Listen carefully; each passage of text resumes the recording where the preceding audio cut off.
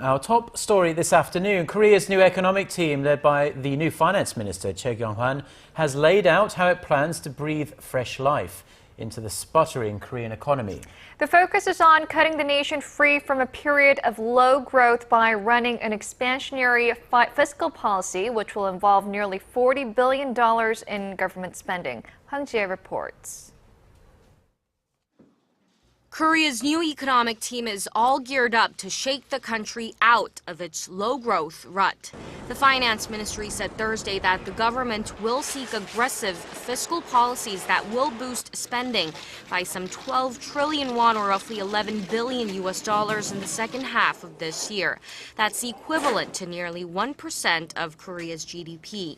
The extra funds will be used to support homebuyers, small and medium-sized businesses, and tourism, and improve the distribution of agricultural products.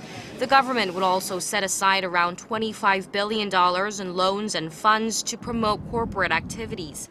The ministry said it will seek an expansionary fiscal policy, even at the risk of running a short-term fiscal deficit.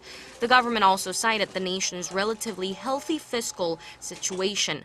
Korea's government debt to GDP ratio stood at under 34% last year, far lower than the OECD average of over 110%.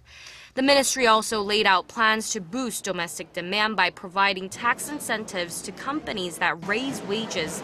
It also plans to tax companies that shy away from investment, wage increases, or dividend payments in favor of hanging on to excessive cash reserves. The government will also accelerate regulatory reforms, and especially that linked to bolstering the nation's real estate market by giving homebuyers easier access to mortgage loans. The measures are based on the new economic team's revised growth outlook for this year. It cut its growth forecast to 3.7%, down 0.4 percentage points from its earlier projection, saying the pace of recovery slowed on sluggish domestic demand. The government expects its expansionary fiscal policy to raise the growth by 0.1 percentage points this year. Hwang Ji-hye, Arirang News.